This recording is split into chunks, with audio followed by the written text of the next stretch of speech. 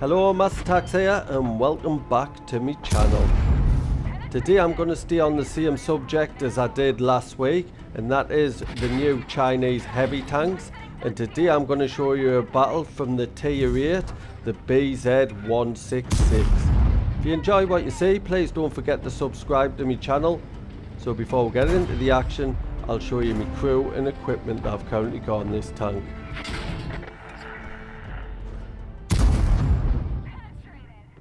My crew on this tank aren't too bad. My commander's onto a 4th skill, 2 members onto the 3rd skill, and my loader's onto a 2nd skill. The equipment I'm using in the special survivability slot is vents, and then in the special firepower slot I've got a gun rammer and modified configuration. On field modifications I have maxed this out, so I get a permanent bonus of plus 3% to vehicle hit points, haven't fiddled with any other modifications. Today I'm playing on Maravanga. It's a standard battle and I've got the 4-5-6 matchmaking and I'm top tier today, and I feel like you need to be top tier in this tank. I really don't appreciate it. So straight away at the beginning of the battle I'm using me boosts. You do get 4 I think with this one, it is 4. So there's my second one used so I can get to my starting position I want to get to. And that's in the little ravine where my scout is at the moment. So there's the 3rd boost used, so only 1 boost left. So if you saw my video I done last week on the BZ-58, the Tier 7, I think that probably is my favourite out of the line.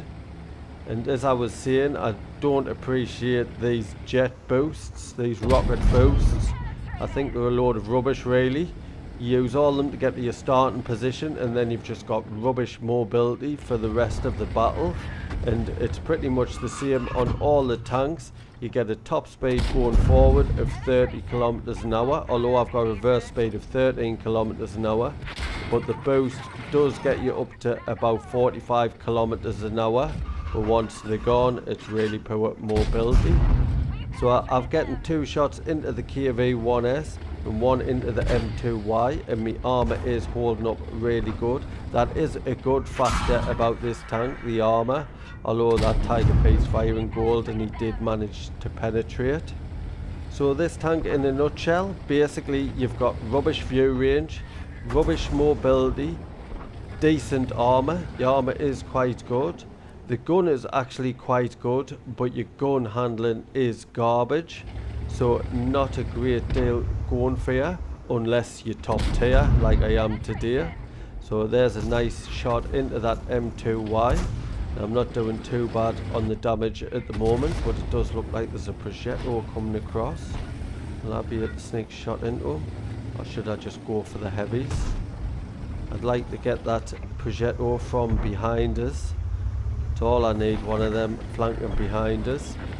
So I'm going to move in for the heavies. I've decided can't just sit in that valley, because if the projectile comes behind us I'm in trouble. So I'm just going to push forward and confront these heavy tanks that all seem to be one-shots now, which is good for me. So pushing in, Tiger P first. There it goes, takes the Tiger P out. I'm just pulling back while I reload, should always do this, not going to sit out in front of 3 enemy heavy tanks. So now I'm pushing in, I want the M2Y next and taking him out, just pulling back. It's only the KV-1S behind here. My teammates are pushing in, I'm going to try and sneak round, see if I can get some more damage in, and taking him out, 3rd kill. So I'll tell you a little bit about this tank now, and I'll tell you about the gun. You do get a 122mm gun on this, which has 221mm of penetration and 420 alpha damage. So them are all really nice stats, but this is where it gets bad. I've got a reload time with my crew and equipment of 12.53 seconds, which gives us a DPM of 2011.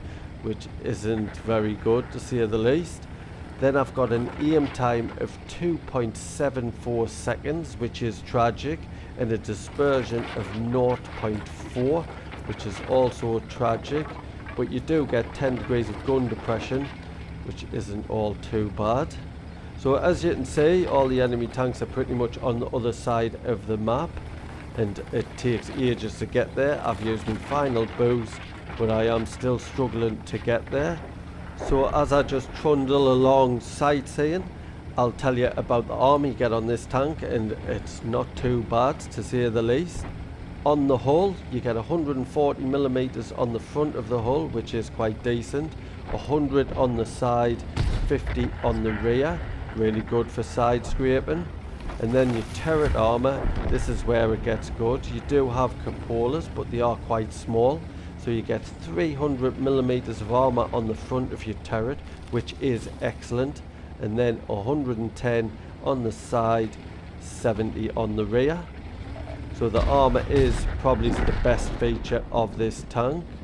So he's a Panther trying to get around the side of us, and I managed to take him out with that big alpha damage. So now ELC even 90, that would be funny if I try and chase him down, but I'm not going to even bother. It's just a pure waste of time with 30 kilometers an hour top speed. So I'm going to try and push to the corner, see if I can dig out this Strav S1. But with my view range, which is only 387 meters, he will totally outspot us. So as you probably noticed, I really don't like these tanks at all. Tier 7, not too bad. I just find it a chore playing these tanks. And as I say, there's the S1, he's outspotted us, but I'm getting low and I roughly know where he is. I might be able to sneak another shot into him. That projector was still alive and I didn't realise that. So I'm hoping my teammate BZ-166, the one I prefer over this one, and he spotted the projector and took him out. And there's the Switchvan S1. Can I get a shot into him? There's a good shot into him. Can I take him out for my 5th kill? Come on, load, load, load. And he's been taken out before I could reload.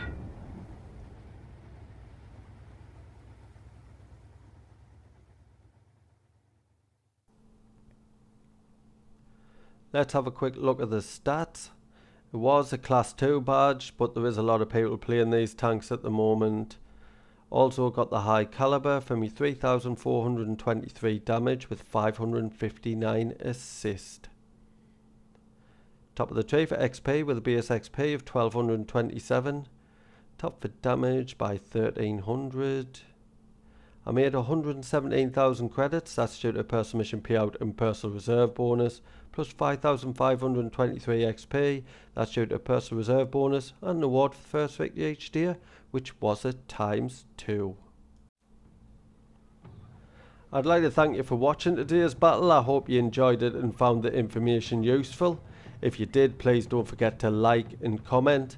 And if you're new to my channel, please subscribe. There's a little icon in the bottom left hand corner. Cheers.